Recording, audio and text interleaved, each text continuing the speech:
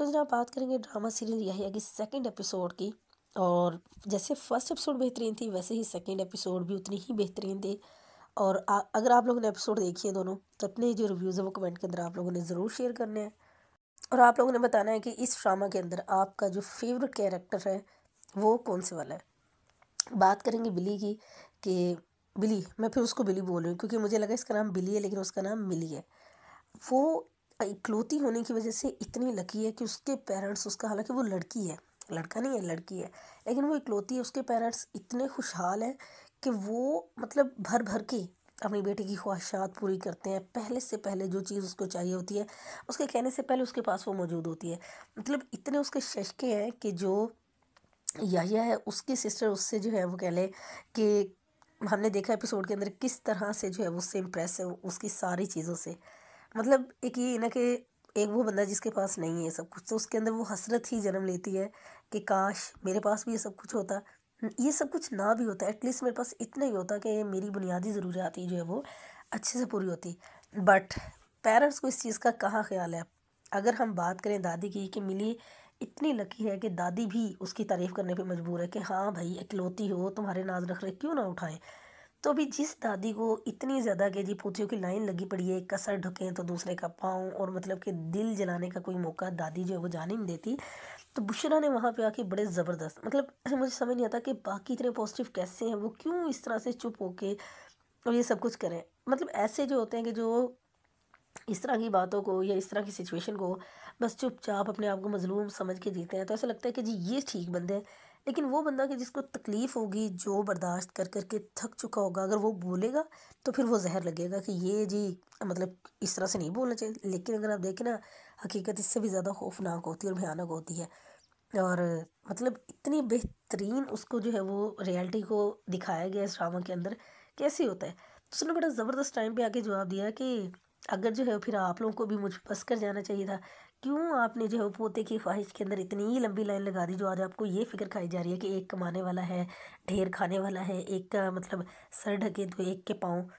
तो अच्छा, मैं मतलब इतना फेवरेट उसका जवाब था ना, मतलब जो उसने दिया है दादी को, मेरा तो दिल खुश हो गई ये वाला सुन के, और ऐसे बनता भी था। लेकिन वो क्या है ना कि जो कमज़ोर होता है उस पे इल्ज़ाम लगाना सबसे आसान बात है। मतलब करने वाली भी दादी है और फिर इल्ज़ाम लगाने वाली भी दादी ही शेर है कि जी पोते की ख्वाहिश उनकी, और पेरेंट्स को कभी फैसला नहीं करने दिया कि जी वो कितने बच्चे चाहते हैं, कितने ने उनकी ज़िंदगी में पूरी पूरी दखल अंदाजी। और फिर एक नहीं, दो नहीं, तीन नहीं, चार चार बेटियां और फिर एक बेटा। तो जनाब ये सब चीज़ें आप पे डिपेंड करती है, पेरेंट्स पे। देखिए, मुझे समझ नहीं आता कि अपने वसाइल के अकॉर्डिंग लोग क्यों नहीं सोचते। क्यों अपने लिए जो है वो इतने मसाइल खड़े करते हैं। पहली बात तो ये कि क्या ज़िंदगी इतनी ज़्यादा है कि आप लोग जो है वो ढेरों ढेर बच्चे पैदा कर लो, और फिर आप जो है वो उनके मतलब कुछ भी, उनको बुनियादी ज़रूरियात तक भी देने के काबिल ना हो, और सारी ज़िंदगी परेशानी में टेंशन में गुजार दे रहे। अगर बेटी हो जाए तो फिर तो सबसे बड़ी जो टेंशन होती है वो उनकी शादी की होती है। फिर चाहे वो पढ़े लिखे या ना लिखे, उनको घर पे अच्छा खाने को, अच्छा पहनने को है या नहीं है, ये उनकी क्या गिल्ट है या क्या उनकी हसरतें हैं, ख्वाहिशें हैं, या कि वो किस हद तक सफ़र करती हैं उस घराने के अंदर। तो जिस तरह से ड्रामा दिखाया है, वरना सीरियसली ये कह लें कि किसी हद तक तो हकीकत के साथ इंसाफ है। लेकिन अगर हकीकत की बात करें तो हकीकत में ऐसा होता है। और जो लोग इस चीज़ से सफ़र करते हैं उनका तो बस फिर या वो जानते हैं या उनका जो है वो खुदा जानता है। तो जनाब जो कोई भी मतलब ये जो है मेरी तो हर बंदे के लिए रिकमेंड है ये वाला ड्रामा, जो शादीशुदा है वो भी, जो शादीशुदा नहीं है ख़ास तौर पे वो लोग, ताकि उनको आइडिया हो सके कि ज़्यादा बच्चे पैदा करना कहीं भी किसी भी तरह की जो वो अक्लमंदी नहीं है। बच्चे आपके पास, फैमिली आपकी उतनी ही होनी चाहिए कि जितने जो है वो आप लोग उसको अफोर्ड कर सकें।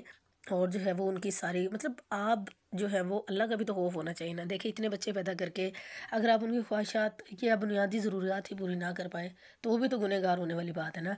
और फिर आप उनको ताने दें, उनका क्या कसूर था, या कि वो खुद से आगे। मुझे ये की समझ नहीं आती कि जो भी इस दुनिया में आने वाला है, अल्लाह ताला की मर्ज़ी से अल्लाह ताला उसको भेजने वाले हैं, आप लोगों की रज़ामंदी शामिल होती है। और फिर आपके निशाने पे वही बंदा होता है कि हाँ जी तुम क्यों आ गए हो, तुम क्यों आ गए हो। इन्हीं 4 बेटियों की जगह अगर 4 बेटे होते तो बल्ले-बल्ले, फिर तो जी बड़ी अच्छी बात थी।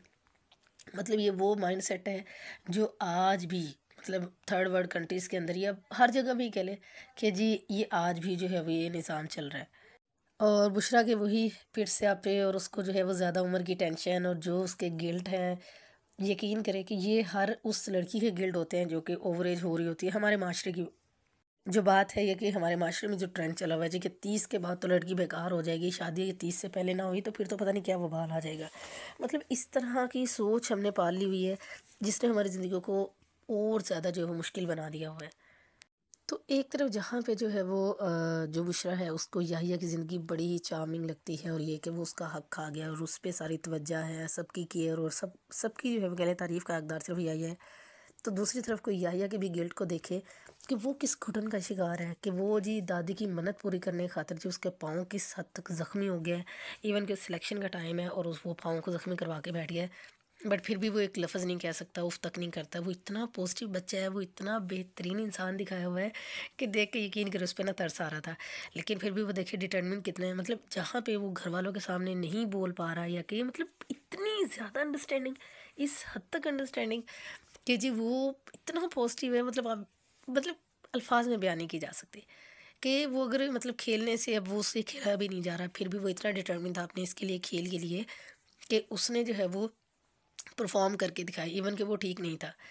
और दूसरा ये कि वहाँ पे जो वसीम अकरम जिस बंदे को बनाया तो वसीम अकरम हम शर्मिंदा है तो मतलब वहाँ पे एकदम से हंसी आ गई कि इतने लंबी करके छोड़ दी ना जो पकड़ी भी ना जाए। अगर रियल टाइम वसीम अकरम होते तो और ज़्यादा मज़ा होता या उसको कोई और नाम देते। तो बट उसको जो है वसीम अकरम कहा, ये भी ठीक है।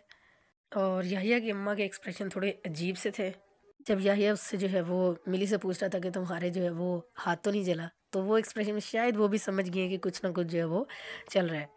अभी बुशरा हैप्पी तो हो गई है कि जी उसके लिए एक रिश्ता आ गया। वो जिस तरह से पहले अपनी कज़न को टोंट कर रही थी और अम्मा के जो एक्सप्रेशन थे और जैसे केक की कटिंग हुई है, सीरियसली ये जो है ना ये अच्छा वैसे फ़नी तो लग रहा था लेकिन ये वो हकीकत में बिल्कुल ऐसे ही होता है।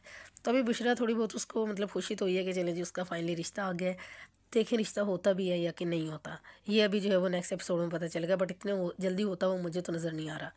और जनाब मिली की हरकतें बड़ी ज़बरदस्त थी और वो उसका सिर्फ ख्याल ही था कि जी वो याया के साथ बाइक पे जो है वो जा रही है राइड पे।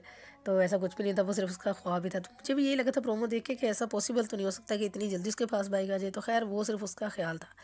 तो ओवरऑल बेहतरीन एपिसोड थी। आप लोग भी जाके देखकर अपने रिव्यूज़ जो कमेंट के अंदर ज़रूर शेयर करें।